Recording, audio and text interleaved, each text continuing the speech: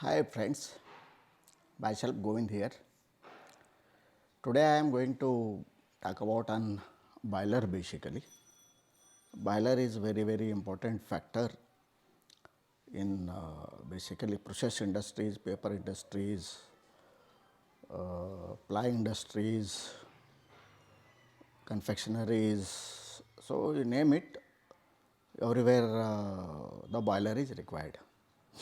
So I am going to talk about the basic what is IBR and what is non-IBR boiler. IBR is a Indian Boiler Regulating Act 1948. So, since then the same act is going on. So, the conditions for the IBR is there are two conditions. One is the working pressure of the boiler should be or equivalent to 50 psi or 3.5 kg per centimeter square is the pressure from and above is IBR number 1. Number 2 is the volumetric capacity of the boiler, how much water is it holding. The condition for which is 22.75 liter is the minimum requirement. From then 22.7 onwards, from there and onwards it has become a IBR boiler. There are two conditions. One, maybe situation like this, boiler may be non-IBR, but pipes comes under your IBR because your water holding capacity is less than 22.75. That is why it has come under non-IBR, but whereas working pressure is 10.5 or more than 3.5 kg per centimeter square. So, that is why it has come in. That is why one condition is fulfilled. So, it is one time activity. If it is non-IBR boiler also, you have to inform to the factory inspectorate about the boiler, and you need to submit if your working pressure is more than 3.5 kg per centimeter square, you need to submit the drawing of the piping from boiler house to where you are giving and what is the pressure, and with 3D diagram with 3D dimensional these things you need to submit, and where actually you are locating that boiler and where it is going, which process up to the process point, each and every point you have to submit, and the even condensate water also if you are doing that does not come under this, but these are the two factors. This is one is IBR and non-IBR. Then the type of the boiler. There are basically two types. One is fire tube or shell type, and second is water tube boiler. It means if water is circulating in your tube, it is water tube boiler. If gas is circulating, exhaust combustion gas is circulating through your tubes, then it is a fire tube boiler, and the water is in the drum or shell. This is number 2. Number 3 is that, and types of fuel what we are using. Fuel may be liquid fuel, LDO, HSD, furnace oil, LHHS, low sulfur, high stock. Then these are all comes under the liquid. Then the gases,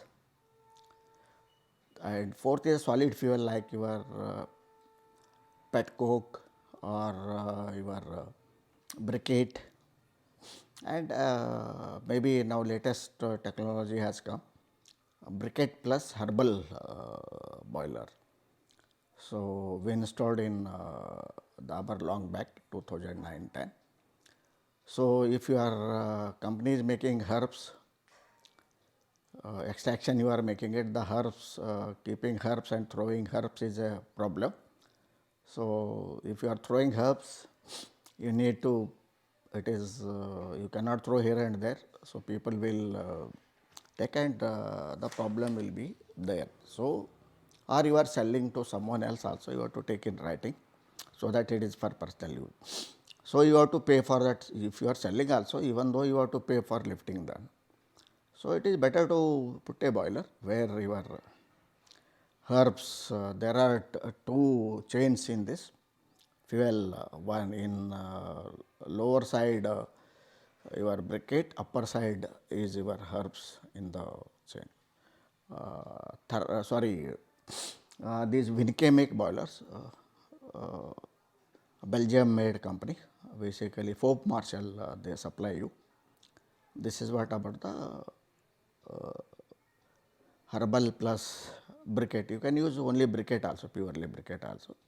These are very good, carbon footprint is also very nil. So, it is good for the people, good for the, you have to go for the as far as the environment is concerned. So, there are many things you need to be considered. Then the what is a draught?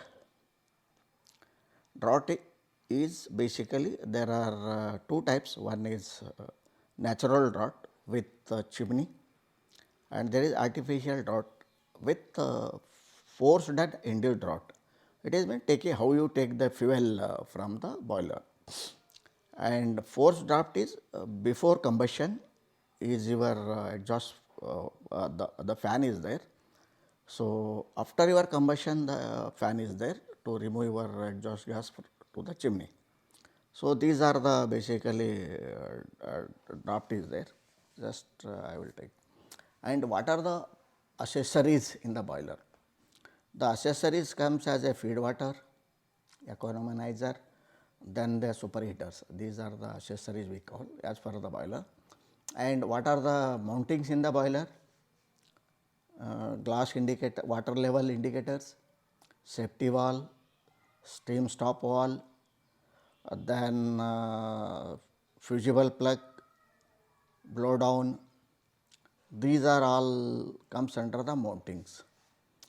So, boiler you always you need a fireman first class or second class depending upon your these things. So, it is very important factor of all these things. I have told about the draught. Now, I will be talking about the efficiency. So, how to calculate the efficiency of the boiler? There are direct method and indirect method. Direct method is how much water you are consuming, how much fuel you are consuming, then what is the time. So, depends upon that you can calculate that method, direct method also. Indirect method is that efficiency is equal to Ts minus Ta. Ts is a stack temperature, Ta is the basically is ambient temperature divided by your percentage of carbon dioxide, it is a net calorific value or gross calorific value multiplied by 100. It gives your efficiency. So, anything else is left, just wait.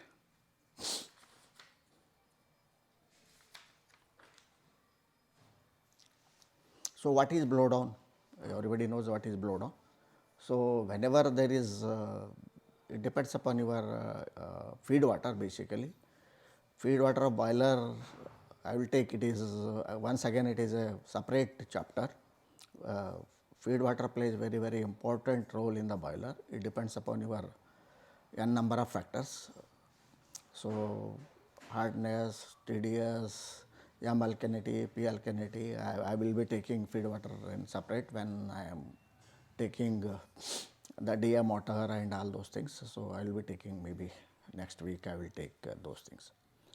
So, then most commonly asked questions, what is IBR and non-IBR, already I cleared you. There are conditions for IBR, two conditions. One is the working pressure 3.5 kg per centimeter square or 50 psi, pounds per square inch, or 22.75 liters of the water. So, I cleared you this, and if pressure is maybe high, but your boiler is non-IBR also due to the volumetric capacity of the boiler. So, and these two conditions has to be met, then it comes under the IBR.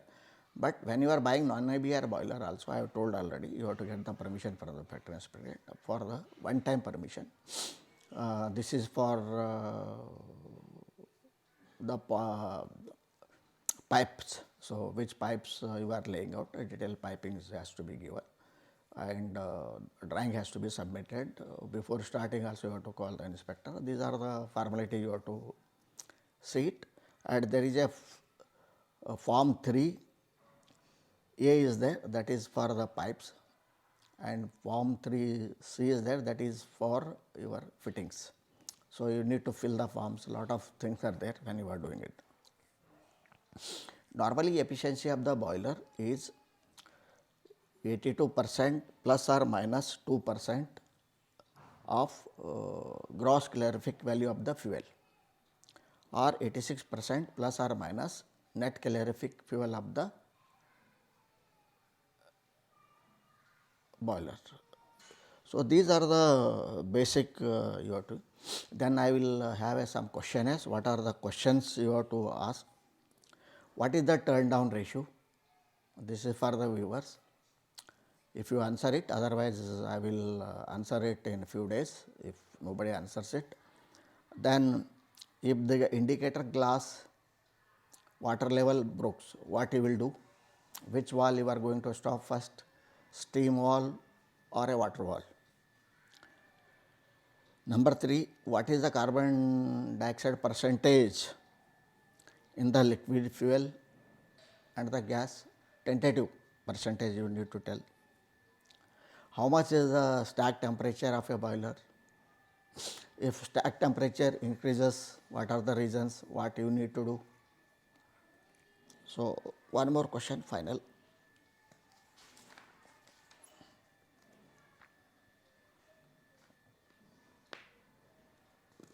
And what is the modulation?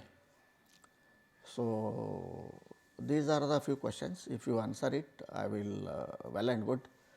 So, that is very good, and this will be, if you correctly if you answer these questions, you will be getting some giveaway gift from me. I have got some external mic which is wired one. I will who answers maximum questions, definitely I am going to give away the external mic. Okay. Thank you guys, thank you so much. I think I cleared almost all the things about the boiler, and next time I will be taking about the feed water of the boiler, DM water, RO water. So, I will be taking this. As I worked throughout my career in process industries only. I am mechanical engineer with DBM, Diploma in Business Management, worked in from shift manager, shift engineer, project engineer to plant head level. So, I got very vast experience, installation of boiler, installation of commissioning of the boiler, then running up the plant as engineering head and plant head. So, now I am taking series of episodes on the engineering sections only. So, already I covered bearings, what are the bearings, then belts I have already covered, then I have covered pumps, valves I have covered. Now, this is a boiler, feed water, maybe next time maybe air conditioning is a vast, it may take 2 days. So, then maybe some how to face the interview for mechanic level to engineer level, from even GM level also. What are the questions being asked? So, I will ask and I will answer those questions, how to answer also, I will tell you about those things also.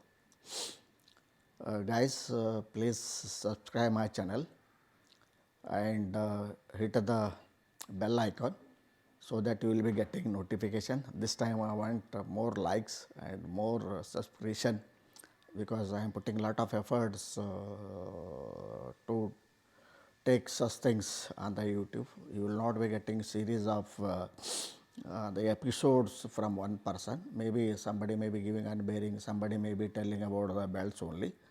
So, I will be giving the whatever the things are there, I know as a plant head. So, thank you so much. Thank you. Bye bye.